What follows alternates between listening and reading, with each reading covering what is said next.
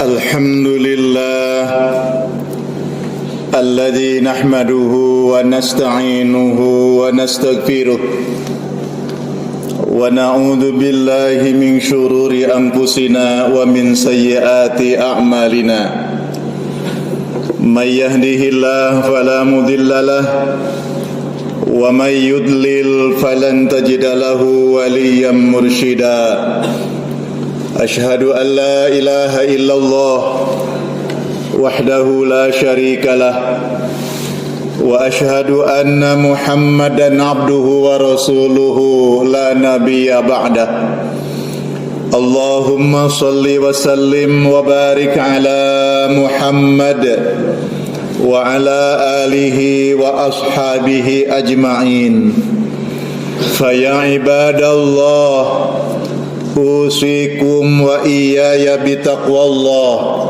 فقد فاز المتقون قال الله تعالى في كتابه الكريم يا أيها الذين آمنوا اتقوا الله ولتنظر نفس ما قدمت لغد واتقوا الله إن الله خبير بما تعملون يا أيها الذين آمنوا اتقوا الله وقولوا قولا سديدا يصلح لكم أعمالكم ويغفر لكم ذنوبكم ومن يطع الله ورسوله فقد فاز فوزا عظيما صدق الله العظيم. Hadirin jamaah salat Jumat Masjid Al-Amin Dopus Bektim yang dimuliakan Allah, selalu kita banyak bersyukur kepada Allah Ta'ala. Bersyukur dengan cara kita mentaati Allah, ziyadatul khairi ilallah, yaitu dalam kehidupan kita semakin meningkatkan kualitas amal ibadah kita kepada Allah. Amalnya semakin baik, amalnya semakin meningkat. Jamaah yang dimuliakan Allah, tidak ada kata yang paling indah untuk kita ucapkan selain kalimat syukur itu. Semoga seluruh amal baik kita, amal ibadah kita, puasa di bulan Ramadan yang lalu, puasa-puasa sunnah, ibadah-ibadah kita yang lain, infak, sedekah, zakat, majlis ilmu, zikrullah, muhasabah, menjadi amalan-amalan ibadah yang mampu menghapuskan dosa-dosa kita di masa yang lalu, bahkan dosa yang akan datang. Sebagaimana firman Allah di dalam surat ke-11 surat Hud ayat ke-114, dalam potongan ayat, innal hasanat yuzhibnas sayyiat, sesungguhnya amal-amal kebaikan kita akan mampu menghapuskan amal-amal buruk kita. Mudah-mudahan hari ini kita tergolong orang-orang yang dosa-dosanya dihapuskan oleh Allah Subhanahu wa ta'ala. Jamaah yang dimuliakan Allah, tema pada khutbah Jumat saat ini yaitu tentang salawat Allah dan salawat malaikat-malaikat Allah. Kita sudah mafhum, kita sudah maklum, tahu semua bahwa Allah dan malaikat selalu bersalawat untuk junjungan tercinta Nabi Muhammad sallallahu alaihi wasallam, manusia terbaik. Dan Allah mengucapkan kalimat innallaha wa malaikatahu yusalluna 'alan nabi ya ayyuhalladzina amanu sallu sallu alaihi wa sallimu taslima. Surat Al-Ahzab ayat 56. Sesungguhnya Allah bersolawat untuk Nabi Muhammad. Sesungguhnya malaikat-malaikat juga bersolawat untuk Nabi Muhammad. Ada dua solawat yang disampaikan kepada Nabi Muhammad. Pertama solawatnya Allah, yang kedua solawatnya malaikat-malaikat Allah. Di dalam berbagai penjelasan, kalau Allah bersolawat untuk Nabi Muhammad, berarti Allah memberikan rahmat untuk Nabi Muhammad.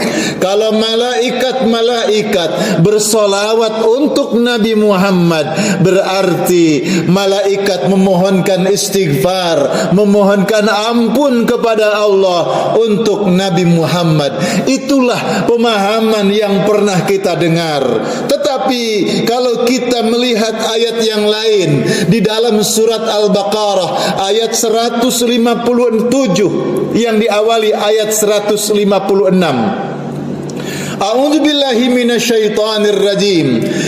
Alladzina idza asabatuhum musibah qalu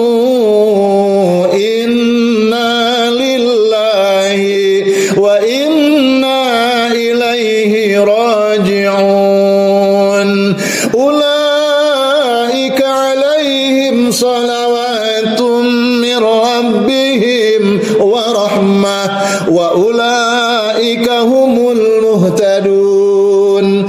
156 surat Al-Baqarah menjelaskan tentang sifat orang yang beriman kepada Allah, yang mengenal Allah, lalu dia bisa sabar. Orang-orang yang apabila ditimpa musibah oleh Allah, orang-orang yang apabila dihadapkan dengan masalah yang menjadi beban dalam hidupnya, orang-orang yang dihadapkan dengan sebuah persoalan yang dia tidak menyukainya, yang tidak menyenanginya, lalu dia berkata, inna lillahi wa inna ilaihi raji'un. Sungguh kami adalah milik Allah dan sungguh kami akan dikembalikan kepada Allah. Ini kalimat tauhid, kalimat seorang yang mengenal Allah, bahwa tidaklah sebuah persoalan, tidaklah qadarullah Allah takdirkan, semua dari Allah. Maka orang yang beriman mengatakan dengan sabar, sesungguhnya semua ini adalah milik Allah dan kita semua akan dikembalikan kepada Allah. Hidup lagi senang, hidup lagi bahagia, hidup lagi sukses, lalu muncul ujian. Semua kesenangan kita, semua kesuksesan kita, harta yang kita miliki, lalu diambil oleh Allah. Orang mengatakan, orang mukmin mengatakan, semua milik Allah, dan kapanpun Allah berkehendak, Allah punya keinginan akan diambilnya, saya rela. Itulah orang yang beriman. Lalu Allah memuji mereka, ulaika alaihim salawatum mir rabbihim wa rahmah. Kata Allah, mereka itulah orang-orang yang diberi salawat dari Tuhan mereka, dan mereka itulah orang-orang yang diberi rahmat dari Tuhan mereka. Wa ulaika humul muhtadun. Mereka diberi petunjuk oleh Allah Subhanahu wa taala. Hadirin yang dimuliakan Allah, di situ ada dua kalimat. Allah bersolawat kepada mereka dan Allah memberi rahmat kepada mereka, lalu bahkan Allah memberikan hidayah kepada mereka. Tiga kalimat yang berbeda. Maka solawat dan rahmat, dua kalimat yang berbeda, tentu makna berbeda. Sehingga pengertian Allah bersolawat kepada Nabi Muhammad lalu diartikan Allah memberikan rahmat, menurut surat Al-Baqarah ayat 157 itu tidak tepat. Karena rahmat itu sendiri, salawat itu sendiri. Ketika Allah bersalawat untuk Nabi Muhammad, bukan diartikan Allah memberikan rahmat untuk Nabi Muhammad. Kalau Allah bersalawat untuk Nabi Muhammad, maka maknanya Allah memuji-muji Nabi Muhammad di hadapan para malaikat-malaikat Allah. Allah memberikan pujian. Bahkan banyak ayat mengatakan, Allah mengatakan untuk Nabi Muhammad, wa innaka la'ala khuluqin azim. Wahai Muhammad, sungguh pada pribadimu terdapat ketinggian, keagungan akhlak yang mulia. Itulah pujian Allah untuk Nabi Muhammad. Dipuji Nabi Muhammad oleh Allah di hadapan para malaikat Allah. Lalu malaikat bersolawat untuk Nabi Muhammad. Baru makna malaikat berarti malaikat memohonkan istighfar untuk Nabi Muhammad, sehingga Nabi Muhammad tidak punya dosa karena dihapuskan dosanya oleh Allah. Lalu hadirin, dari surat Al-Baqarah tersebut berarti salawat Allah, salawat malaikat Allah tidak terbatas hanya untuk Nabi Muhammad, tetapi salawat Allah, salawat malaikat-malaikat Allah juga berlaku bagi orang-orang yang beriman kepada Allah Subhanahu wa ta'ala. Artinya apa? Allah memberikan pujian untuk orang yang beriman. Malaikat memohonkan istighfar untuk orang-orang yang beriman. Masya Allah, kalau Allah bersolawat memuji hambanya, kalau malaikat bersolawat, malaikat memohonkan istighfar, ampunan kepada Allah, kiranya kebahagiaan apa, keindahan apa yang selama ini kita berdoa, ya Allah berikan kami kemuliaan, ya Allah berikan kami ampunan, ya Allah berikan kami rahmat. Bahkan salawat itu lebih tinggi daripada rahmat. Salawat itu lebih tinggi dari rahmat. Maka memuji Allah, Allah memuji hambanya, itu lebih tinggi daripada sekedar Allah merahmati hambanya. Lalu pertanyaannya, siapa orang-orang yang akan mendapatkan salawat dari Allah dan salawat dari malaikat Allah? Yang pertama, yaitu mereka yang berada di saf pertama dan saf yang kedua. Jamaah yang dimuliakan Allah, ketika jamaah berangkat dari tempat duduknya, berada dari rumahnya, berada dari kantornya, melangkahkan kaki ke masjid, punya cita-citalah, punya niatlah untuk bisa menempati di saf yang pertama. Siapa yang datang lebih awal, dia berhak memilih tempat yang dia inginkan. Maka pilihlah tempat itu di saf yang pertama dan di saf yang kedua. Kenapa? Karena akan mendapatkan salawat Allah dan malaikat Allah. Innallaha wa malaikatahu yusalluna ala saffil awal. Sungguh Allah dan malaikat Allah bersalawat untuk orang-orang yang berada di saf yang pertama. Sahabat bertanya di dalam riwayat yang lain, ya Rasulullah, apakah hanya saf yang pertama? Iya, saf yang pertama. Ya Rasulullah, apakah hanya mereka di saf yang pertama? Iya, di saf yang pertama.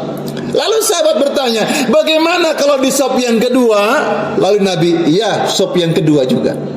Lalu sahabat ini mengatakan, jika aku masih bertanya, ya Rasulullah, bagaimana kalau di saf yang ketiga? Nabi pasti akan menjawabnya juga, iya juga, tapi aku tidak bertanya.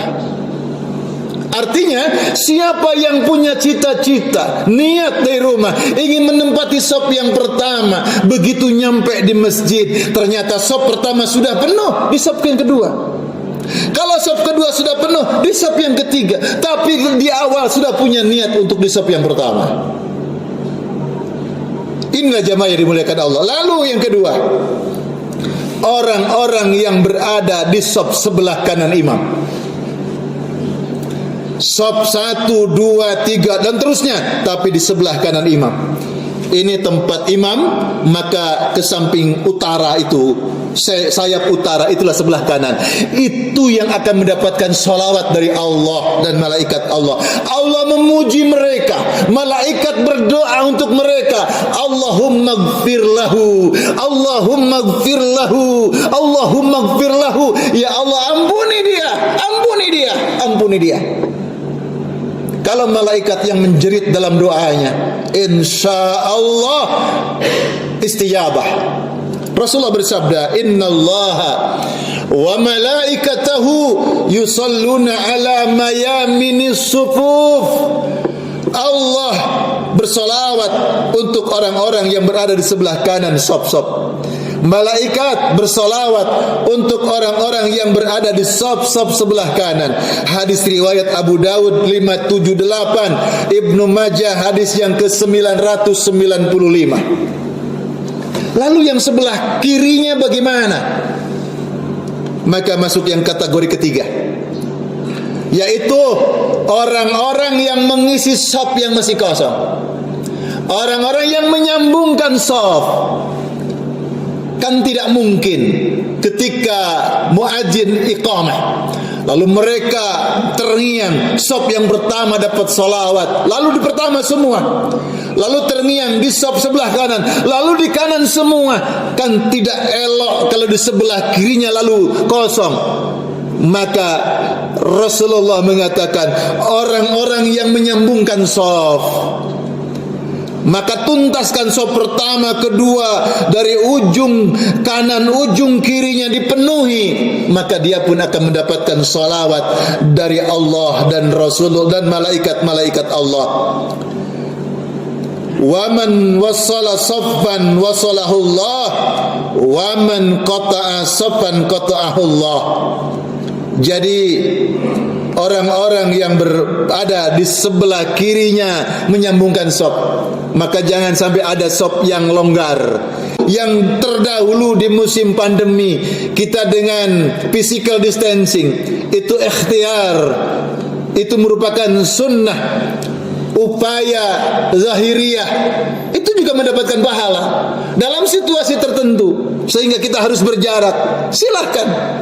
Tetapi ketika sudah normal, maka boleh untuk merapatkan kembali dan mengisi shaf yang masih kosong tersebut. Lalu yang keempat, orang yang akan mendapatkan salawat Allah dan malaikat, yaitu orang-orang yang membaca salawat untuk Rasulullah.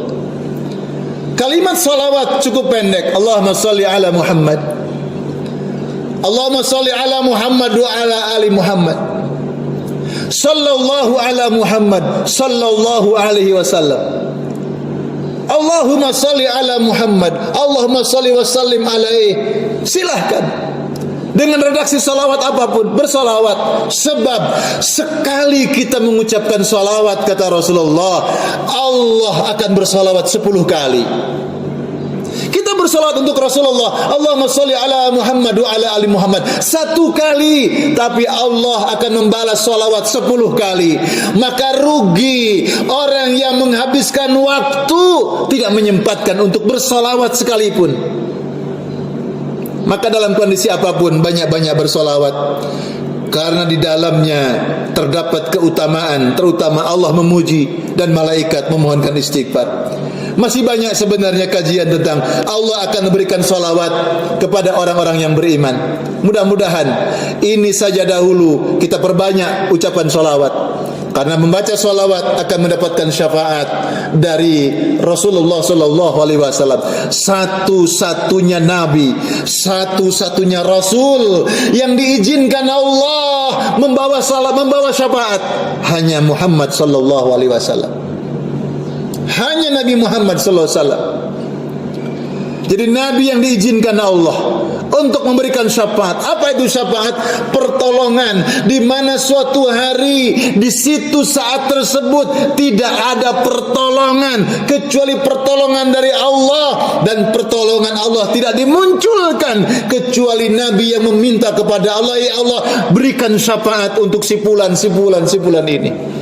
Mudah-mudahan kita semua tergolong orang-orang yang mendapatkan salawat dari Allah dan salawat malaikat-malaikat Allah. Innallaha malaikatahu yusalluna 'alan nabi ya ayyuhalladzina amanu sallu 'alaihi wa sallimu taslima. Barakallahu li wa lakum fil Qur'anil 'azim wa nafa'ani wa iyyakum bima fihi minal ayati waz zikril hakim.